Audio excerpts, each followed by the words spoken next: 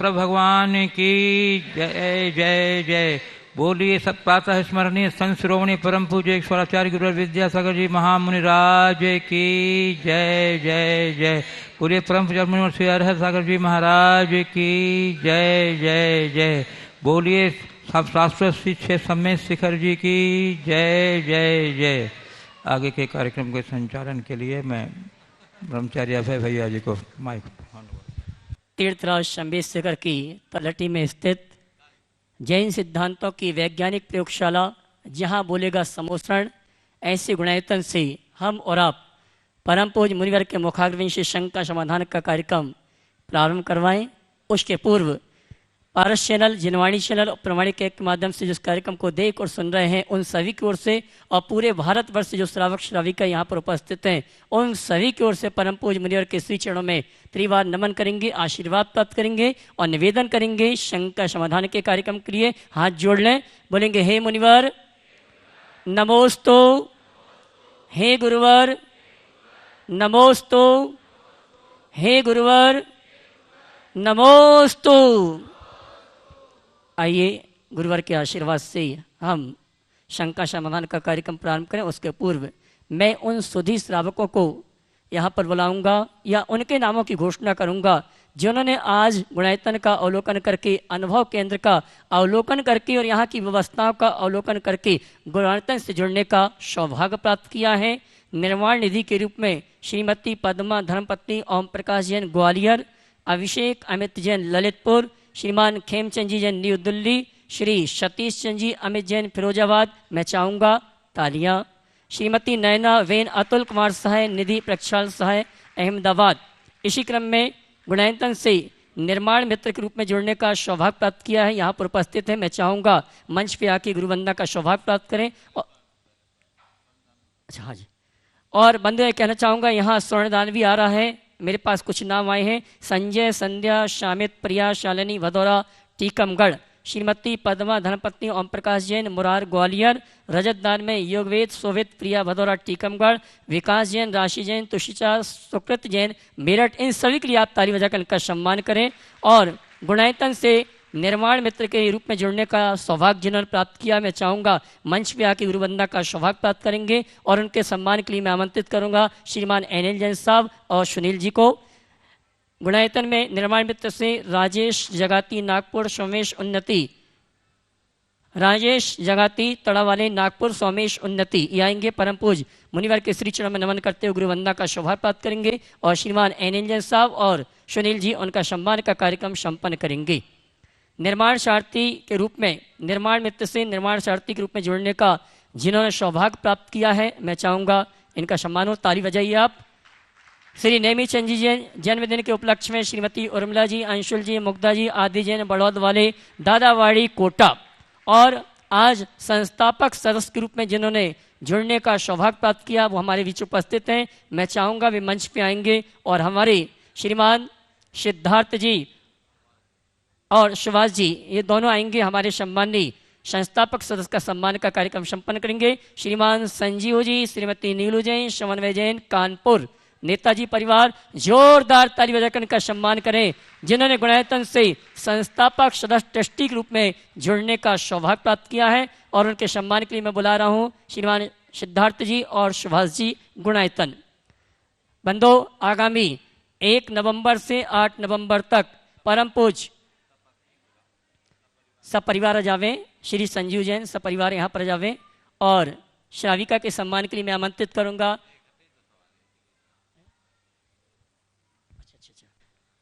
आइए साहब। बंधु मैं कहना चाहूंगा आगामी 1 नवंबर से 8 नवंबर तक अद्भुत ऐतिहासिक प्रभावना के साथ तीर्थराज शंभेश्वर में सिद्धों की आराधना करने का सौभाग्य प्राप्त हुआ है और सानिध्य प्राप्त हो रहा। परम पूज्य मुनिवर प्रमाण सागर जी, अरह सागर जी महाराज का 48 मंडली सिद्धि चक्र महामंडल विधान यहाँ पर प्रारंभ होगा। और हमारे पास अभी 3 मंडल शेष हैं जिन्हें अपने अपने परिवार की ओर से मंडल लेकर इस अनुष्ठान को करने का अवसर प्राप्त करना है। पारस चैनल, जिनवाणी चैनल में जो नंबर चल रहे हैं उन नंबरों में संपर्क करके आप अपने मंडलों को आरक्षित करा सकते हैं। साथ ही इस अनुष्ठान में इन दंडाणी के जोड़ों को भी बैठने की व्यवस्था रखी गई है। जो भी जोड़े के साथ इस अनुष्ठान में सम्मिलित होना चाहते हैं, राशि रखी गई मात्र 51,000 रुपये की। कुछ स्थान सीमित हैं। 51,000 की राशि के माध्यम से आप अपने स्थान को आरक्षित करा सकते हैं। मेरे पास एक नाम आया है जिन्होंने अष्टानिका महापर्व में आने की भावना रखी थी, लेकिन कुछ कारणों से नहीं आ पा रहे हैं, लेकिन उन्हें भावना वही है कि हमारा भी कुछ यहाँ पर लग जाए। और श्रीमती दर्शनमाला धर्मपत्नी स्वर्गीय श्री मंतूराम जैन सपरिवार तिजारा अलवर, इन्होंने सिद्ध चक्र महामंडल विधान में पूजन सामग्री के लिए 51,000 रुपये की राशि देने की घोषणा की है। जोरदार ताली बजाकर इनका सम्मान करें। और आइए हम शंका समाधान के कार्यक्रम को प्रारंभ कर रहे हैं। मैं सबसे पहले बुलाऊंगा श्रीमान संजीव जी, श्रीमती नीलू जैन, समन्वय जैन कानपुर, गुणायतन ट्रस्टी। उसके बाद तैयार रहेंगी रितिका जैन, अशोका गार्डन भोपाल।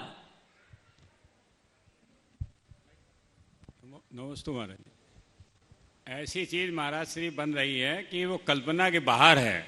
मैं तो पहली बार आया हूँ तो ऐसा लग रहा है कि जैसे पता नहीं सपनों की दुनिया में है। अब अभी ये स्थिति है, जब बन के तैयार होगा तो पता नहीं क्या चीज़ होगी। तो मेरा तो यही है कि महाराज श्री का आशीर्वाद बना रहे। नमस्ते महाराज। बहुत सुंदर। ये तो तैयार होगा, आप लोग भी तैयार बने रहो। बहुत सुंदर। चलिए आगे। रितिका जैन, अशोका गार्डन भोपाल। और इसके बाद तैयार रहेंगे मानव जैन, अर्थुना। नहीं है रितिका, अगला बोलो। अगला मानव जैन, अर्थुना। प्रियांश जैन, जावर, सीहोर। और उसके बाद तैयार रहेंगे श्रीमान कपूर चंद जी जैन, कोटा।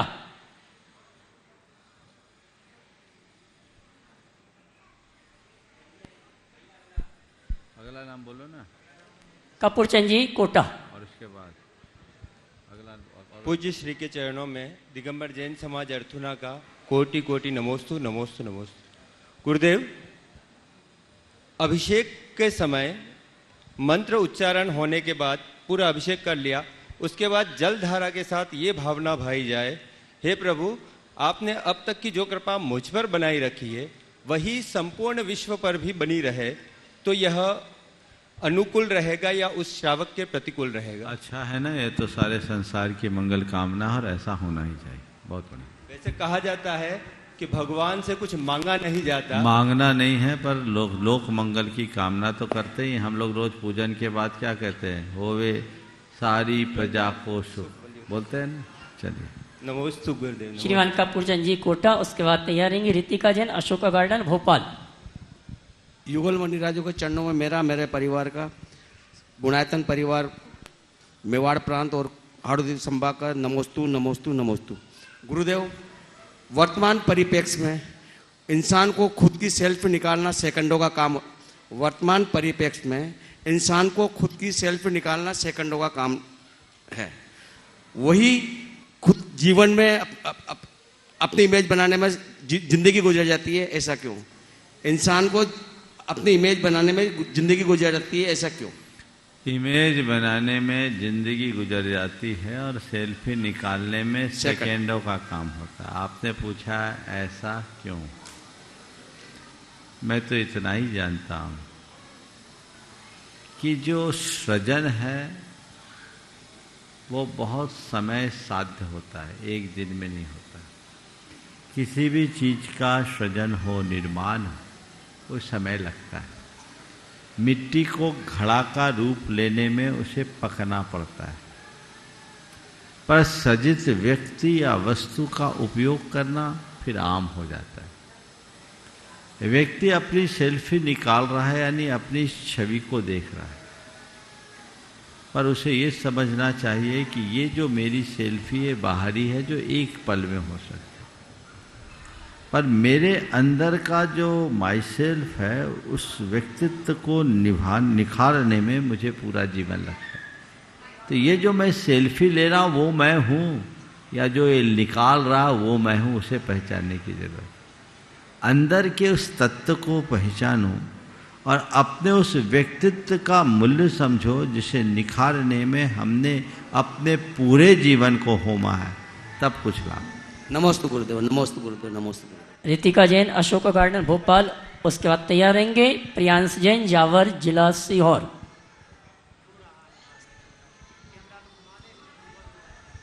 नमोस्तु महाराज जी। हाँ बोलो। नमोस्तु महाराज जी। सभी कहते हैं कि अपनी आयु पहले से निश्चिंत होती है, तो जो लोग आत्महत्या करते हैं तो क्या उनकी भी आयु पहले से लिखी होती है कि वो इस मौत मरेंगे या इस तरीके से मरेंगे? ओम ओम। चलो ले आओ उस बच्चे को, उसके मम्मी पापा खो गए लगते हैं। इधर ले आओ, मेरे पास ले आओ, दिखा दो, दिखा दो, यहाँ होंगे तो इधर आ जाओ, आ जाओ। देखो इसके मम्मी पापा खो गए हैं, देख लो इस बच्चे को, कैमरा दिखा दो, कौन है यहाँ? है यहाँ तो आके ले जाओ। रो नहीं बेटा, यहाँ आ जाएंगे। ओहो, आ जाएंगे, आ जाएंगे। है इसकी मम्मी यहाँ? कोई रिश्तेदार हैं? देखो इसको संभालो।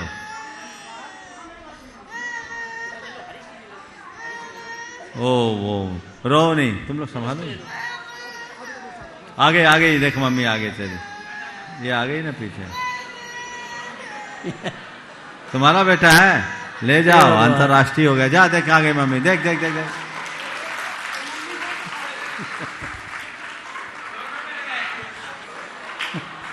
अब उसकी मम्मी को भी दिखा दो। चलिए। ओम ओम। पहले चलो ठीक है। ओम शांति। नमोस्तु महाराज श्री। हाँ बोलो। लोग कहते हैं कि अपनी आयु पहले से लिखी हुई होती है, तो जो लोग बिन मौत मरते हैं, आत्महत्या करते हैं, तो उनकी भी आयु पहले से लिखी हुई होती है कि वो इस मौत मरेंगे या इस तरीके से मरेंगे? देखो किसी की आयु निर्धारित तो होती है, लेकिन इसका अर्थ ये कदापि नहीं है कि जितनी निर्धारित होती है उतना ही हम जिए। हमारी आपकी सबकी आयु निर्धारित हम लेकर आए, लेकिन जितनी आयु लेकर आए उसको हम बीच में भी खपा सकते हैं। असमय में होने वाली मृत्यु को अकाल मृत्यु कहा जाता है, समझ गए? जैसे एक दिए में तेल भरा, लबालब भरा दिया 2 घंटा 4 घंटा 6 घंटा जलेगा, जो उसकी सीमा है। लेकिन उसकी बत्ती अगर भभकने लगे तो जल्दी जलेगा कि नहीं? तेल जल्दी जलेगा? जलेगा? दूसरा उदाहरण दे देता हूं, पर शायद तुम लोगों को पता नहीं, क्योंकि उस युग में तुम लोग जिए नहीं। पेट्रोमैक्स होता था, पेट्रोमैक्स देखा है कभी? नहीं देखा। अब हाईटेक बच्चे क्या देखेंगे? गैस बत्ती जिसको बोलते हैं, नहीं देखा होगा। हाँ चलो तुम्हारे गैस का उदाहरण दे देता हूँ। गैस तो रोज यूज करते हो। गैस में जो सिलेंडर होती है, उसमें जो गैस होती है लगभग कितना, 15 लीटर होती है सर? हाँ कितना लीटर होता है? 14 लीटर। 14 लीटर गैस होती है। एक गैस का सिलेंडर है 14 लीटर, वो 14 लीटर गैस कितने घंटे जलेगी ये लगभग तय है। लेकिन गैस की बर्नर लीक करने लगे तो जल्दी खत्म हो जाएगी। 14 मिनट में भी खत्म हो सकती है। हाँ। और टंकी बस्ट हो जाए तो पूरी खत्म हो जाएगी। कितनी देर में? 2-3 मिनट। तो वो गैस तो निर्धारित थी 14 लीटर, उसको 14 दिन चलना था, 14 सेकेंड में क्यों चले गई? क्योंकि वो लीक हो गई, टंकी बस्ट हो गई ना। तो हमारा शरीर, हम जितनी आयु लेकर आए हैं सामान्य स्थिति में उतना ही हम जीते। लेकिन यदि कोई दुर्घटना घट जाए,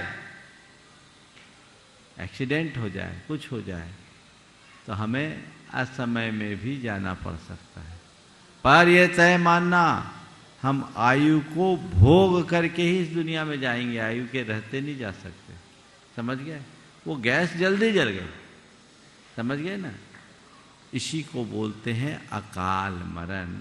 तो इस तरह की दुर्घटनाओं में जो भी मृत्यु होती है वो अकाल मृत्यु कही जाती है। नमोस्तु महाराज। हाँ अगला नाम प्रियांश जैन जावर। उसके बाद मैं सम्मान सहित आमंत्रित करूंगा कंबल हरडी कर्नाटक के भट्टारक श्री भानु कीर्ति जी।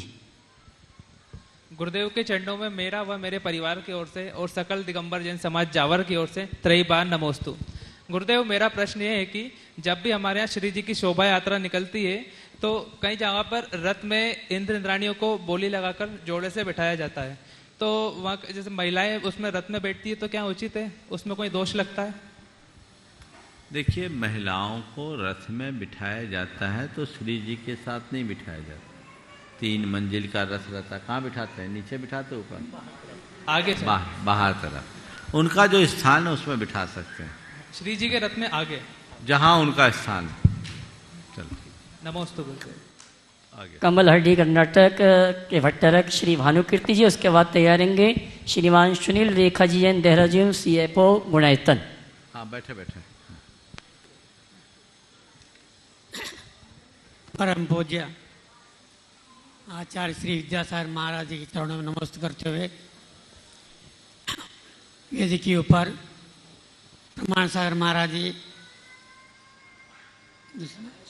आराध सागर महाराज जी के चरणों में नमस्ते करते हुए, महाराज जी, मेरा शंका यह है,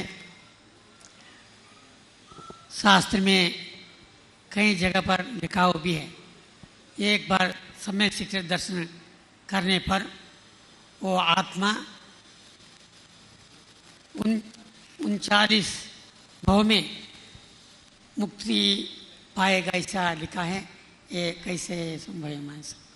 देखिए, ये सब बातें लिखी है, पर ये अर्वाचीन कथन है, बहुत प्राचीन ग्रंथों में ऐसा उल्लेख नहीं है।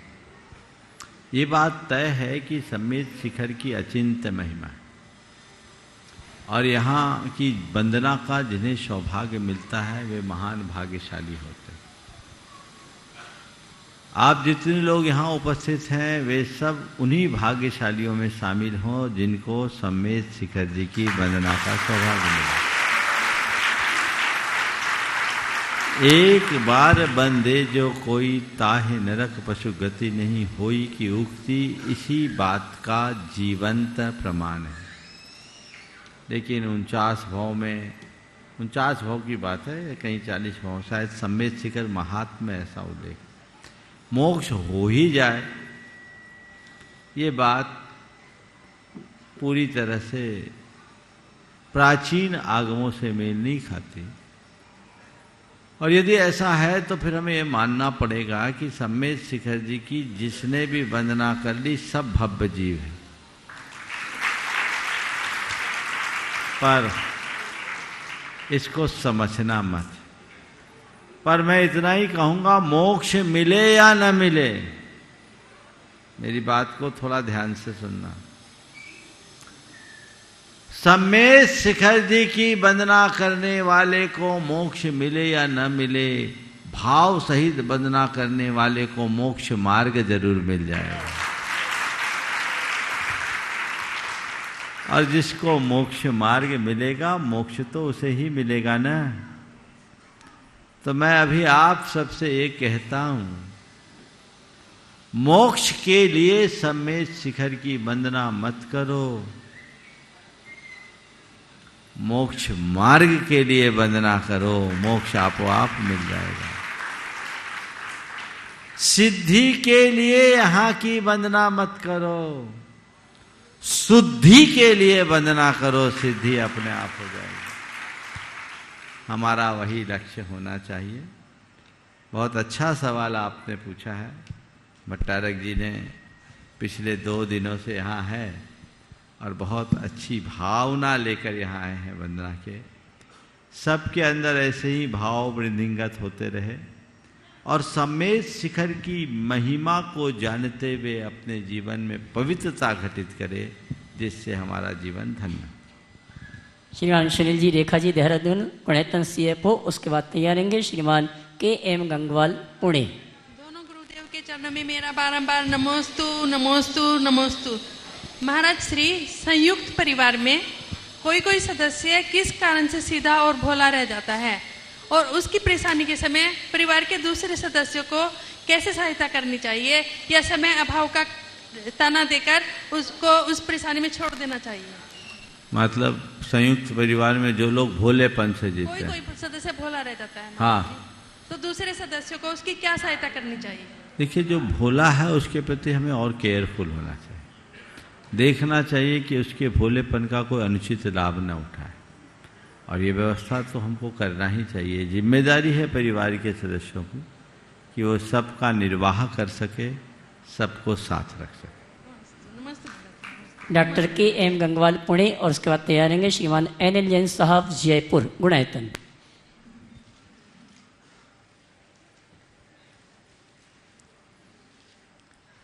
गुरुवर के चरणों में त्रिवार नमोस्तु। गुरुवर, आज विश्व शांति दिवस है। अच्छा।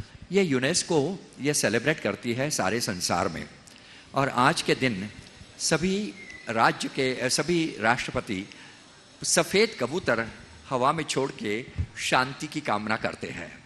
मुझे एक प्रसंग संस्मरण याद है गुरुवर, 6 दिसंबर 2002 की बात है।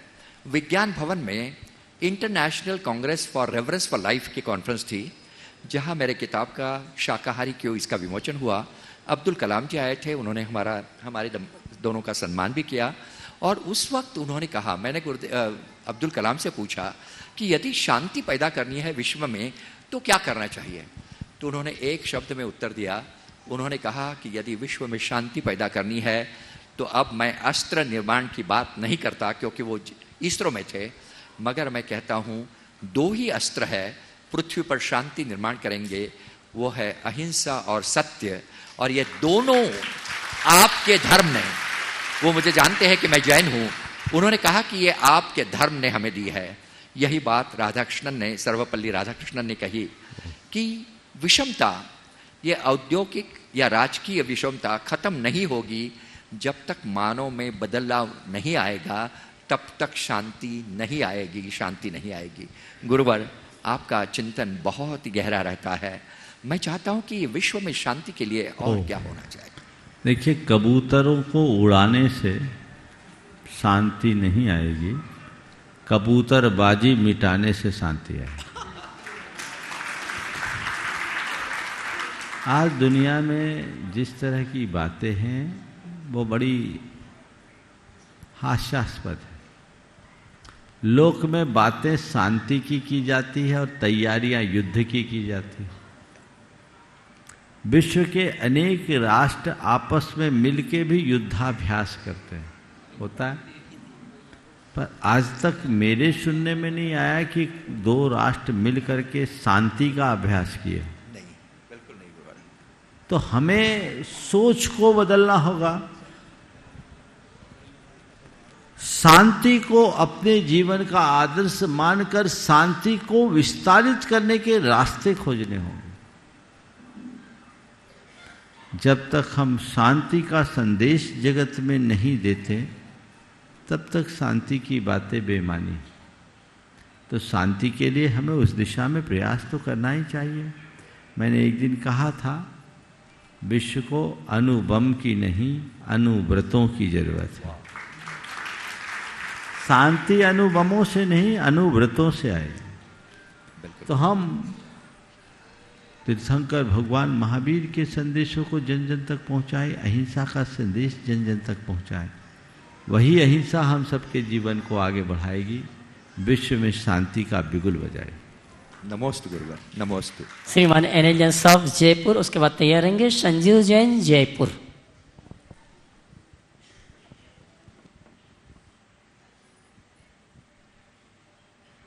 गुरुओं को सादर नमन वंदन।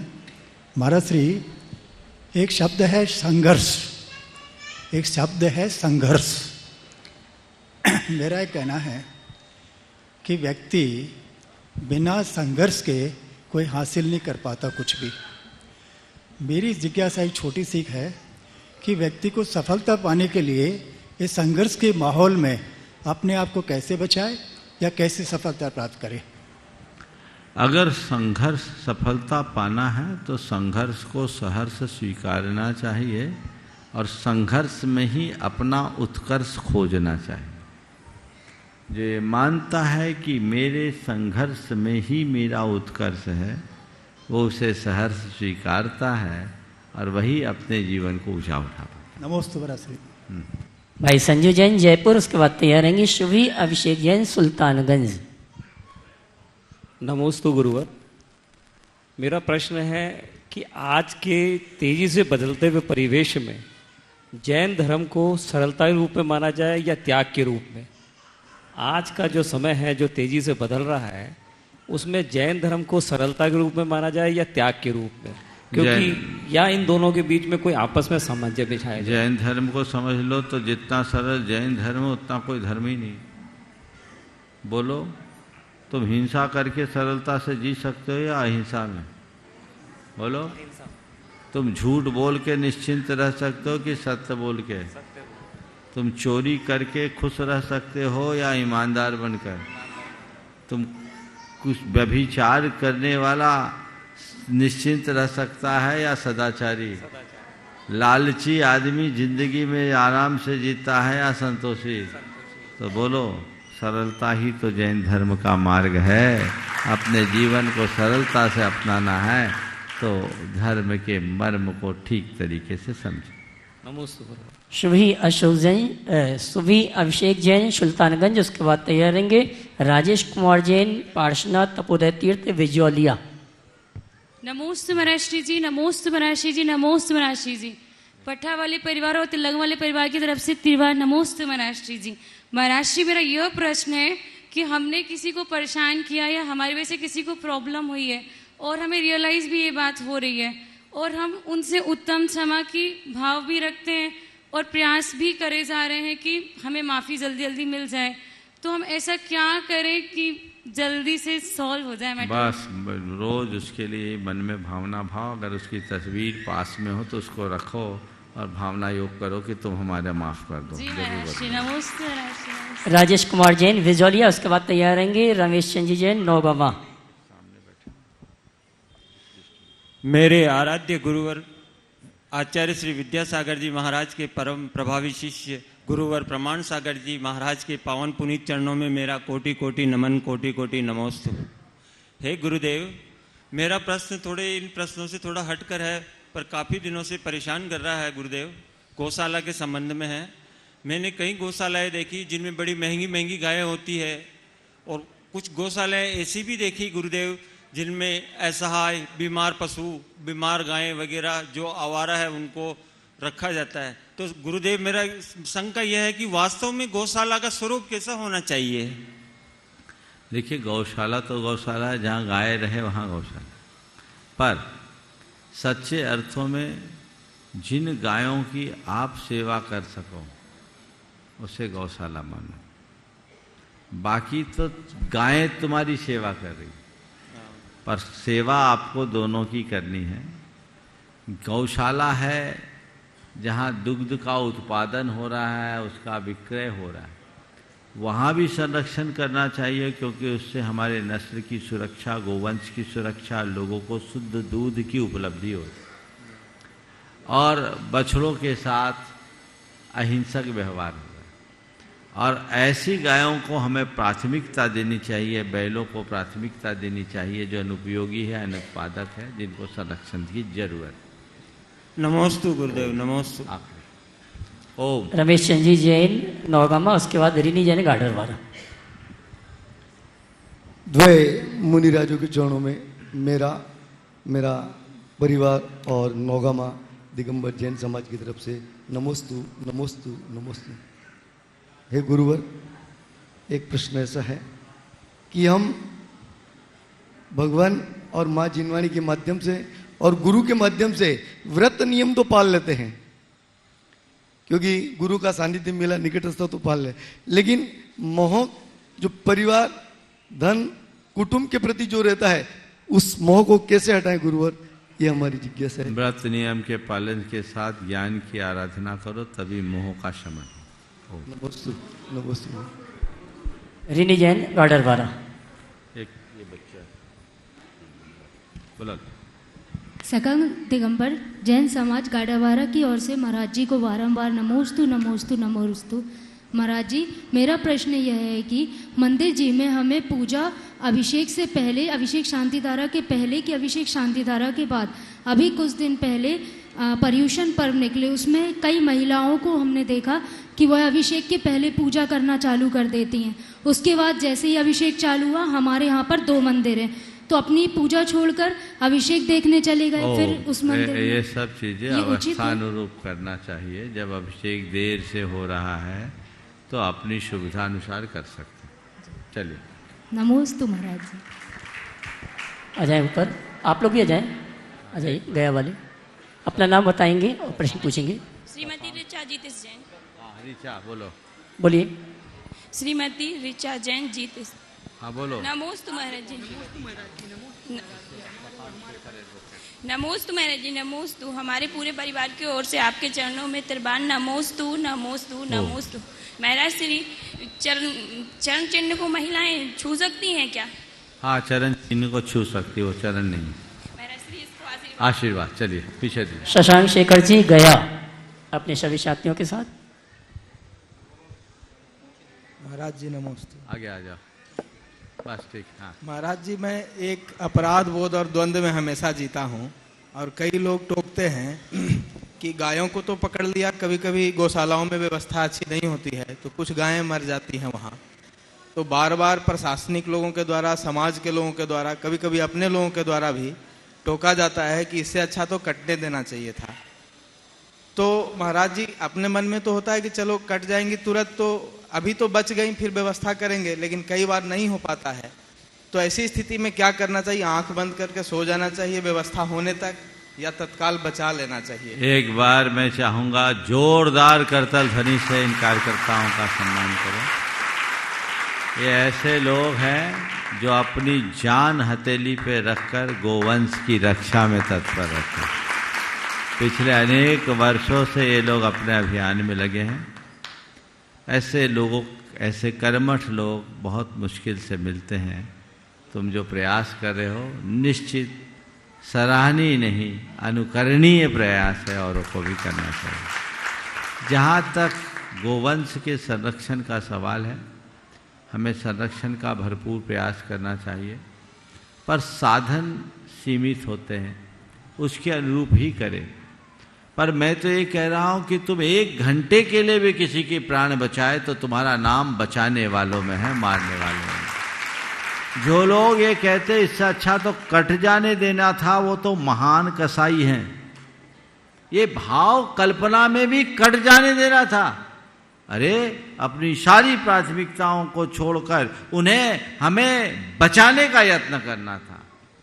हम बचा ना पाए इसका अफसोस होना चाहिए, लेकिन हम बचा नहीं पा रहे इसलिए आंख नहीं मूंदना। भावना भाव भगवान से रोज प्रार्थना करो, हे भगवान मुझे इतना समर्थ बना दो कि कोई भी गोवंश बच न कट ना पाए, हम जिनको भी शरण दे उन्हें संभाल पाए, ये भाव रखना चाहिए। यही एक प्रयास है, और लोगों को भी थोड़ा सकारात्मक रुख रहना चाहिए। ऐसे कार्यकर्ताओं का मनोबल बढ़ाना चाहिए, तोड़ना नहीं चाहिए, उन्हें सहयोग देना चाहिए, आगे बढ़ना चाहिए। महाराज जी, अभी आपके आशीर्वाद से अभी सुबह से हम लोग प्रयास कर रहे थे। राजस्थान से एक गाड़ी चली थी, कुशीनगर में एक महाराज जी के माध्यम से 25 ऊँटों को हम लोगों ने बचाया, अभी थाने में है। कितने को? 25। कहाँ पर बचाया? कुशीनगर में। कुशीनगर, गोरखपुर जी। बहुत सुंदर, अभी बहुत तस्वीर आ गई वहाँ से। बहुत बढ़िया, बहुत बढ़िया। ओम शांति। मैं आमंत्रित कर रहा हूँ ब्रह्मचारी विमल जी को, वे आए और ऑनलाइन शंका समाधान का कार्यक्रम संपन्न करावें।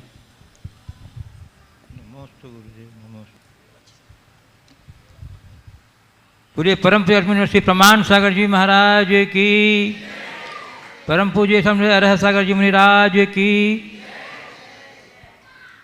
पूज्य गुरुदेव इचल करंजी से जयचंद जयश्री पाटनी पूछ रहे हैं कि सफलता का मापदंड क्या है? कंपटीशन परीक्षा में अपेक्षित सफलता न मिलने पर अभिभावक जन बच्चों को कैसे धीरज बंधाएं ताकि उनका मनोबल न टूटे? आपने पूछा है, बहुत अच्छा सवाल है। सफलता का मापदंड क्या है?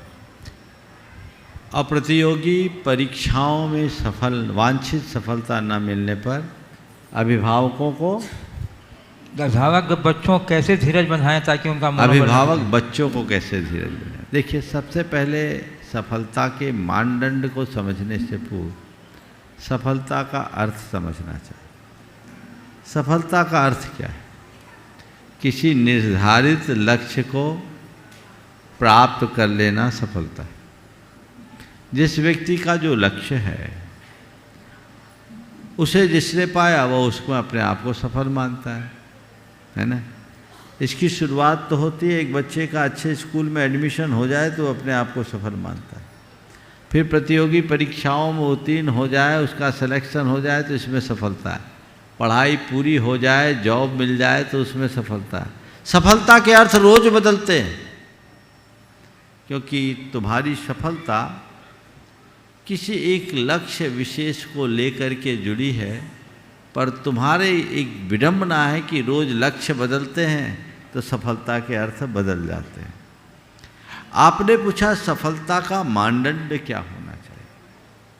मैं ये कहूँगा कि व्यक्ति को सही लक्ष्य बनाना चाहिए और उसके अनुरूप पुरुषार्थ जगाना चाहिए। अपने लक्ष्य को पूर्ण करने के लिए जीवन की आखिरी सांस तक प्रयत्न करते रहना चाहिए। हाँ, लेकिन यदि लगातार प्रयत्न होने के बाद भी सफलता न मिले तो अपने आप को विफल नहीं मानना चाहिए। हमें नई संभावनाओं को तलाशना चाहिए। एक युवक जिसने यूपीएससी की परीक्षा दी, 3 बार उसने दिया, जिसमें 2 बार इंटरव्यू तक चला गया, उसका चयन नहीं हो सका। वो हार सा गया कि बस मेरे हाथ में सफलता है ही नहीं, अपने आप को विफल मानने लगा। मेरे पास आया, बड़ा मायूस सा हाल, चेहरा एकदम बुझा बुझा, अपना हाथ मेरी ओर बढ़ाते हुए कहा, महाराज मेरे भाग्य में सुख है कि नहीं। मैंने उसकी तरफ देखा और कहा, तुम जैसे तेजस्वी युवा को दूसरों के आगे हाथ फैलाता देख मुझे बहुत लज्जा का अनुभव होता है। तुम युवा दूसरों के आगे हाथ फैला रहे हो कि मेरे भाग्य में सुख है कि नहीं। अरे तुम तो सुख के अक्षय निधि हो, भंडार है तुम्हारे भीतर, अपने भीतर झांको। मैंने उससे पूछा तो उसने बोला कि मैंने यूपीएससी दिया, मेरे पिताजी नहीं हैं, माँ ने वैधव्य की स्थिति में मेरा पालन पोषण किया, पढ़ाया लिखाया, अब मेरी हालत बहुत तंग है, मैं कुछ कर नहीं सकता। इतनी मेहनत करने के बाद भी मैं अब तक सफल नहीं हुआ, तो लगता है कि सफलता मेरे भाग्य में है ही नहीं। मैंने कहा, भाई तुम अपने आप को विफल क्यों मानते हो? आईएएस में लाखों बैठते हैं, उसमें हजारों निकलते हैं, और इंटरव्यू में तो कितने निकलते हैं? बोले जितनी सीट होती उससे 3 गुने। हम बोले 2 बार वहाँ तक पहुँच गए, उन लाखों से तो तुम श्रेष्ठ हो जो वहाँ तक नहीं पहुँच पाए। तुम अपने आप को विफल क्यों मानते हो? जो युवा, जो व्यक्ति यूपीएससी के इंटरव्यू तक पहुँच गया, वो इस देश के प्रतिभाशाली लोगों में एक है, और अपनी प्रतिभा के बल पर वहाँ पहुँचने वाला विफल नहीं हो सकता। तो अपने आप को विफल क्यों मानते हो? और ये सोचो कि कैरियर केवल आईएएस का नहीं होता। तुम आईएएस बन नहीं पाए कोई बात नहीं, जितने भी आईएएस को पढ़ाते हैं ना, आईएएस की ट्रेनिंग देते हैं, उनमें वही लोग होते हैं जो तुम्हारे जैसे कंपटीशन में गए, सिलेक्शन नहीं हुआ, आज कोचिंग कर रहे हैं, आईएएस बना रहे हैं। ऐसे बहुत मिलेंगे, है ना, जितने बड़े बड़े इंस्टीट्यूशन हैं। हमारे तुम नहीं बन पाओगे तो पढ़ाओगे, चिंता क्यों करते हो?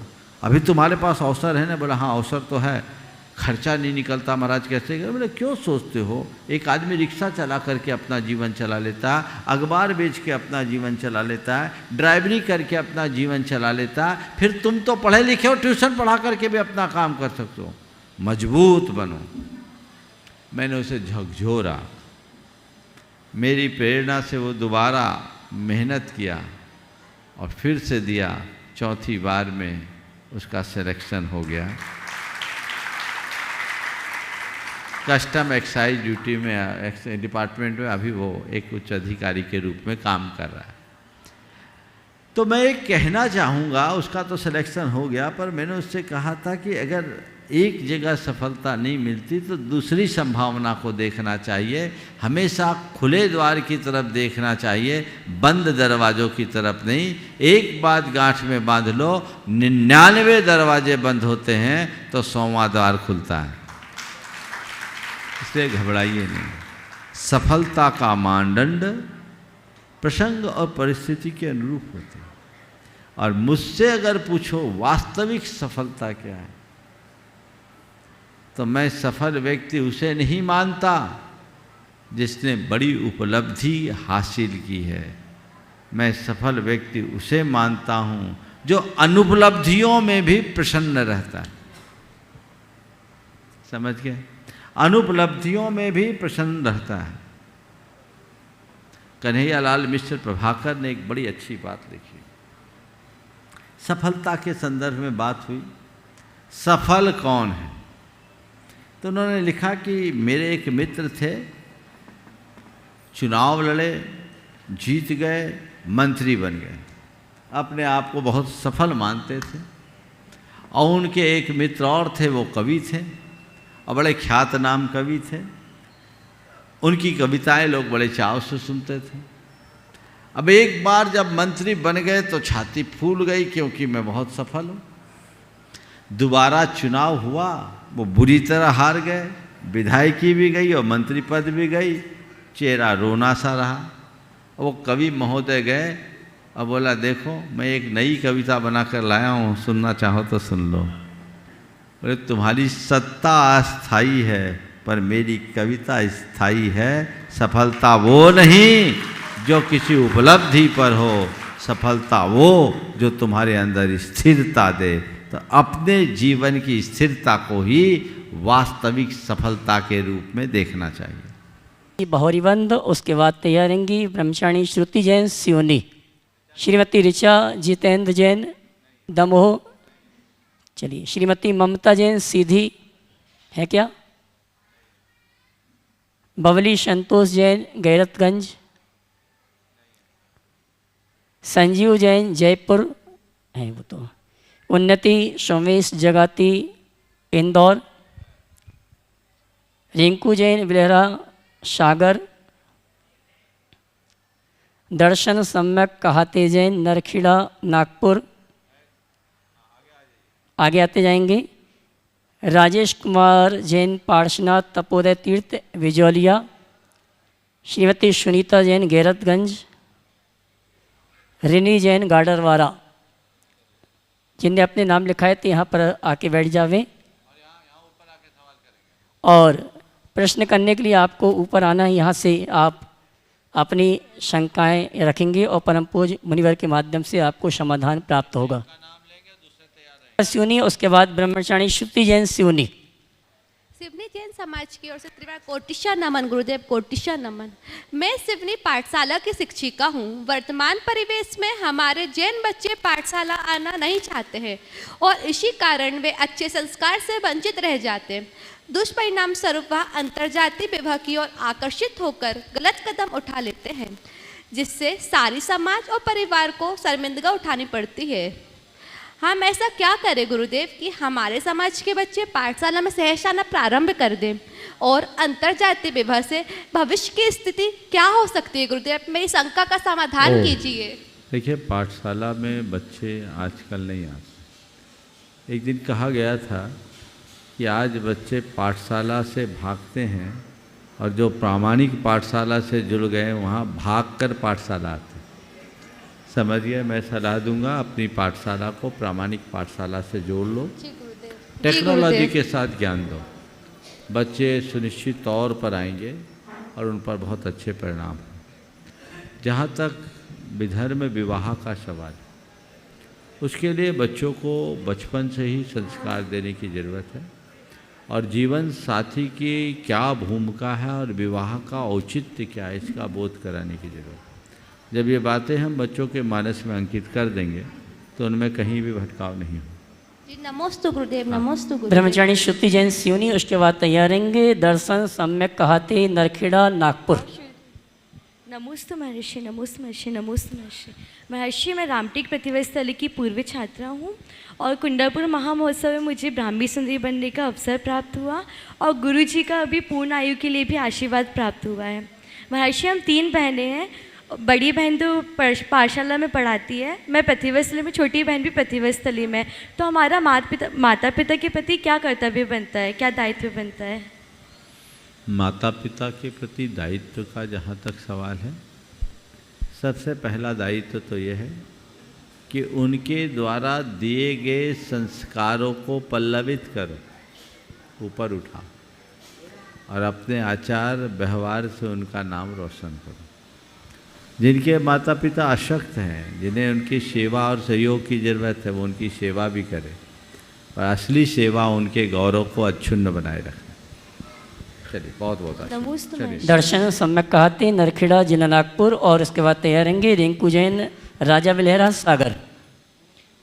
नमोस्तु महाराज जी, नमोस्तु महाराज जी, नमोस्तु महाराज जी। मेरा नाम दर्शन संजय कहाते है। मैं नरखेड़ से हूँ, नागपुर महाराष्ट्र। मेरा प्रश्न है यह है कि भगवान आदिनाथ जी के पहले लोग किसे मानते थे या किसकी पूजा करते थे, या भगवान आदिनाथ किसे पूजते थे? देखो, आदिनाथ भगवान के पहले भोग भूमि था। भोग भूमि में धर्म नहीं होता, धर्मायतन इस तरह से पूजा अर्चा नहीं होती, क्योंकि उन दिनों मनुष्यों की समस्त जीवन की आवश्यकताओं की पूर्ति प्राकृतिक कल्प वृक्षों से हो जाती। समझ गए? वहाँ धर्म नहीं था, धर्म का प्रवर्तन भगवान आदिनाथ ने किया। जहाँ तक आदिनाथ भगवान की पूजा का सवाल है, वो किसको पूछते थे? तीर्थंकर स्वयंभू होते हैं, उन्हें किसी को पूजना नहीं पड़ता। वे खुद अपने पूर्व जन्म के संस्कार के बल से अपने जीवन को धर्म मार्ग में लगाए, उनने साधना किया और उसके माध्यम से उनने धर्म का प्रवर्तन किया और उसके बाद हम सब लोग धर्म ध्यान करने लगे। चलो, रिंकू जैन राजा विलहरा सागर, उसके बाद तैयारेंगे उन्नति जगती सोमेश इंदौर। सकल दिगंबर जैन समाज बिलहरा की ओर से नमोस्तु महाराज जी। महाराज जी, मेरा प्रश्न ये है कि जब आप पहली बार सम्मेद शिखर जी आए थे और अब तब से लेके अब तक यहाँ पे पहाड़ की ऊर्जा में क्या अंतर है?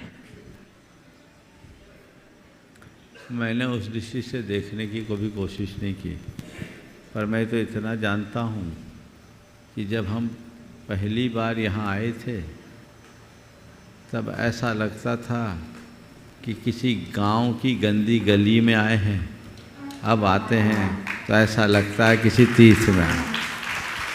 उस समय पर्वत की बात तो मैं नहीं करता, पर यहाँ नीचे घोर अव्यवस्थाएँ थी। मचमचाती गंदगी में लोग चलते थे, न नालियाँ थी, न सड़क थे, न लोगों को रहने के ज़्यादा संसाधन थे। उस समय उतने लोग भी नहीं आते थे। मुझे याद है जब 2005 में मैं यहाँ होली पे था तो तेरापंथी में दैलानों में कनाते लगी थी, लोग उसमें रहते थे।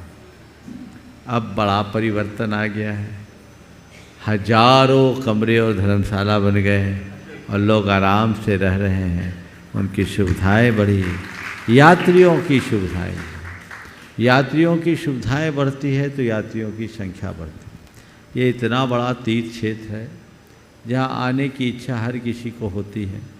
एक बार वंदना करने के लिए आने वालों को नीचे आधारभूत सुविधाएं बहुत ज़रूरी है। अगर नीचे वो सुविधाएं नहीं होगी तो ऊपर व्यवस्था नहीं बनती। तो नीचे की सुविधाएं ये विकसित हुई है, यात्रियों की संख्या भी बहुगुणित हुई है। ऊर्जा का सवाल है तो यहाँ की ऊर्जा तो अविच्छिन्न है। मैंने उसमें देखा नहीं कि बढ़ी या घटी, मैं तो अपने आप को ऊर्जावान महसूस करता हूँ और ये महसूस करता हूँ कि जब मेरी ऊर्जा बढ़ी है तो सबकी ऊर्जा बढ़ेगी। उन्नति सोमेश जगाती इंदौर, उसके बाद तैयारेंगी तनु जैन श्रीजी परिवार नेहरू नगर। नमोस्तु महाराज जी। महाराज जी, मैं पिछले 3 दिनों से आपके मैनेजमेंट टेक्निक को ऑब्जर्व कर रहा हूँ, चाहे वो कठिनचर्या हो, गुणायतन का काम हो, उसके सामने शंका समाधान का तुरंत सटीक आंसर। आपके अंदर 100 से ज़्यादा मैनेजर की स्किल है। मैं एक कंपनी में मैनेजर हूँ, MBA करने के बाद भी ये टेक्निक अप्लाई नहीं कर पाता हूँ। कई बार ऐसा होता है कि मैं कई विषम परिस्थितियों में अपना जो करने का तरीका है वो भूल जाता हूँ। तो महाराज जी ऐसे हम अपने आप में कैसे ये टेक्निक विस्तार करें अपने आप? देखिए, मैनेजमेंट आजकल एक बड़ा आम शब्द हो गया। अपने आप को मैनेज करो तो सब मैनेजमेंट हो जाएगा। जब हम खुद ही मैनेज नहीं होंगे तो औरों को मैनेज कैसे करेंगे? समझ गए? हमारे गुरुदेव का एक बहुत अच्छा वाक्य है, निज पर शासन फिर अनुशासन। क्या बोल रहा हूँ? निज पर शासन फिर अनुशासन। ठीक है, तो निज पर शासन होना चाहिए। समझ गए?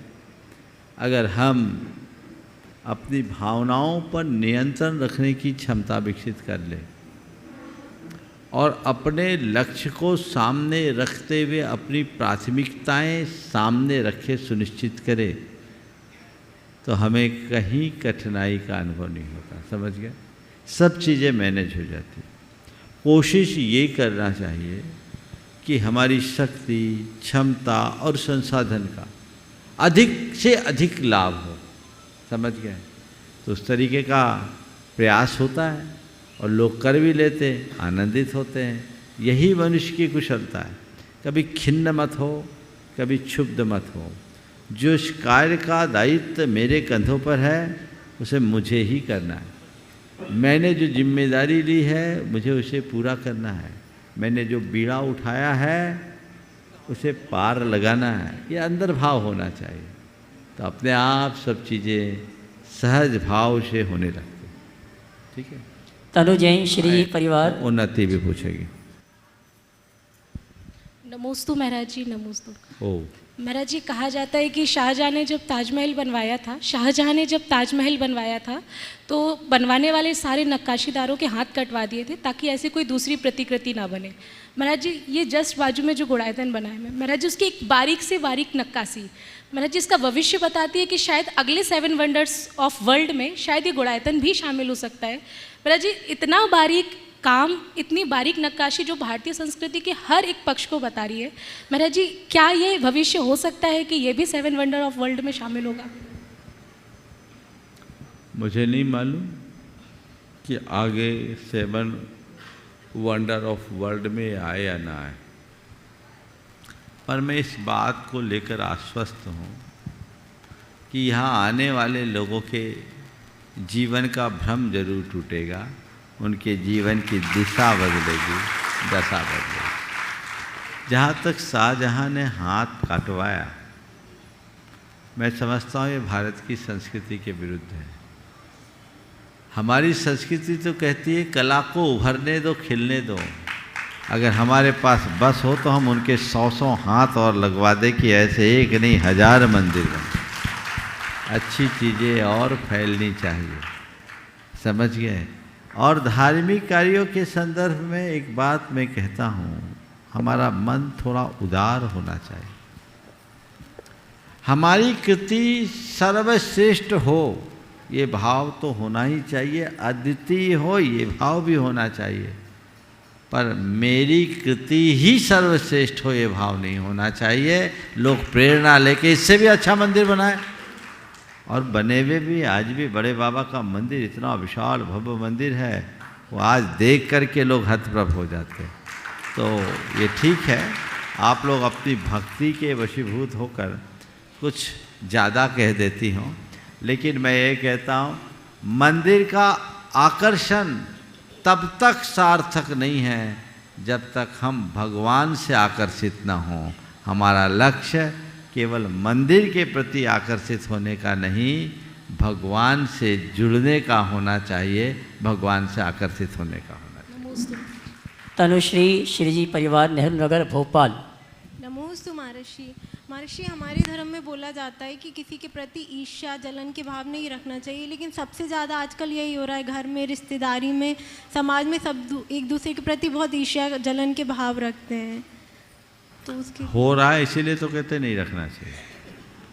पर जैसे अभी देखो कोविड हुआ ना, जब, अब तो अच्छा है कि महामारी दूर हो गई, लेकिन जब कोविड हुआ तो वायरस फैलता था ना, लोग कहते थे इनसे बच के रहो, बच के रहो, बच के रहो, पर बचने वाले भी कहीं ना कहीं से लपेटे में आ गए, है ना। ऐसे ही अंदर का वायरस है जो कहीं ना कहीं से लपेटे में आ जाता। अब सवाल है इससे बचने के लिए क्या है, तो कुछ वैक्सीनेशन चाहिए। जिनने वैक्सीनेशन करा लिया वे इस वायरस से बच रहे हैं, अब कुछ नहीं हो रहा है। तो हम आपको वैक्सीन बताते हैं ईर्ष्या, जलन, कुड़न, डाह की बीमारी से बचने के। समझ गया? बता दूं?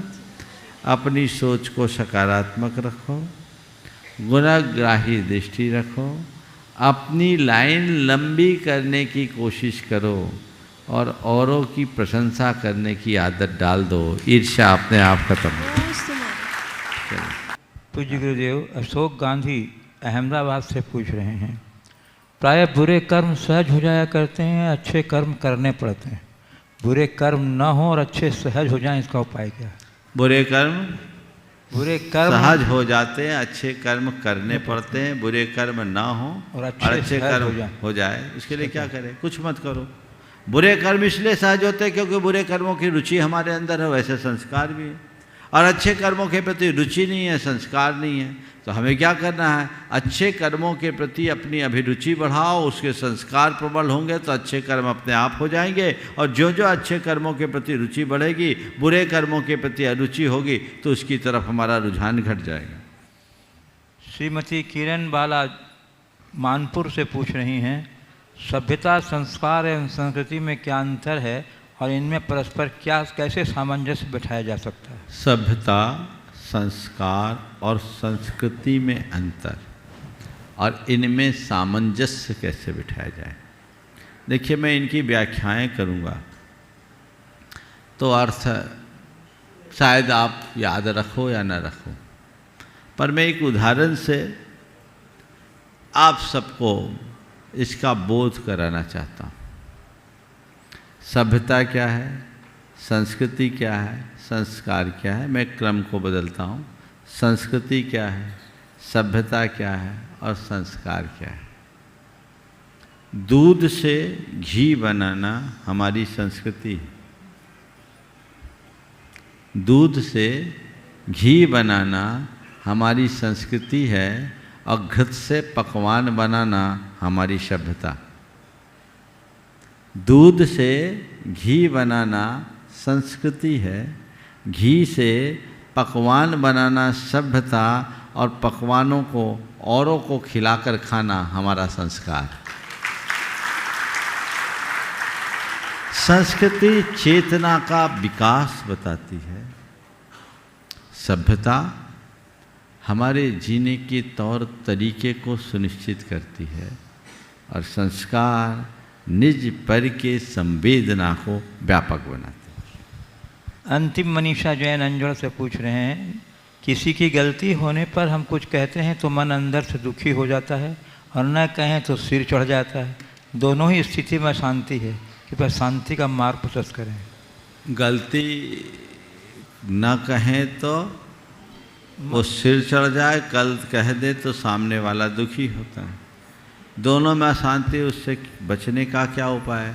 पहला उपाय तो यह है कि किसी की गलती ना देखो तो झमेला ही खत्म। तुम गलती देखते क्यों हो? जिससे तुम्हें अशांति हो वो काम क्यों करो? जिस खिड़की से धुआं आता हो उसे बंद कर दिया जाता है, किया जाता है कि नहीं? कि ये धुआं घर में घुसेगा तो घुटन आए। तो किसी की गलती है, उस गलती को हम देखें ही क्यों पहली बार?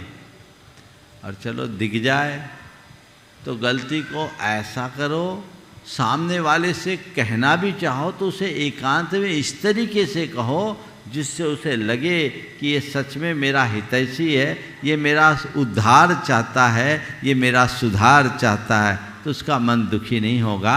गलती को अगर सही तरीके से प्रकट करे तो सामने वाले की गलती भी सुधर सकती है, पर कोई गलती को गलत तरीके से प्रस्तुत करेगा तो ये स्थितियाँ ऐसी होगी। अब रहा सवाल गलती ना कहें तो सिर चढ़ जाए, तो गलती को कहना न कहना एक बात है, पर गलत के साथ रहना एक बात है। तुम गलत का साथ मत दो, गलत के साथ मत रहो। कहना अगर अनुकूल दिखता है तो कहो, नहीं तो उसको अपने हाल पर रहने दो, सारा रास्ता अपने आप व्यवस्थित हो जाएगा। हजारीबाग झारखंड से श्रीमती हीरा बड़जात्या पूछ रही हैं नमोस्तु पूर्वक। महाराज श्री, एक कहावत है, पीपल के पत्तों जैसा मत बनो जो वक्त आने पर सूख कर गिर जाते हैं। कैसे? पीपल के पत्तों जैसा मत बनो जो वक्त आने पर सूख कर गिर जाते हैं। बनना है तो मेहंदी के पत्तों जैसा बनो जो पिस कर भी दूसरों की ज़िंदगी में रंग भर देते हैं।